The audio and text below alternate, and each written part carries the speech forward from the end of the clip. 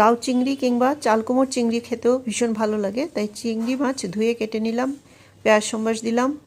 চিংড়ি মাছগুলি এবার ভেজে নেব ভালো করে। সাথে থাকবে কুমড়োটাও, চাল কুমড়োটাও কেটে নিয়েছি, হলুদ লবণ দিলাম, দিয়ে ভালো করে চিংড়ি ভেজে চাল কুমড়োটা দিয়ে দেবো। কাঁচা লঙ্কা দেবো, চিড়ে রেখেছি কাঁচা লঙ্কাটা, সেটাও দেবো।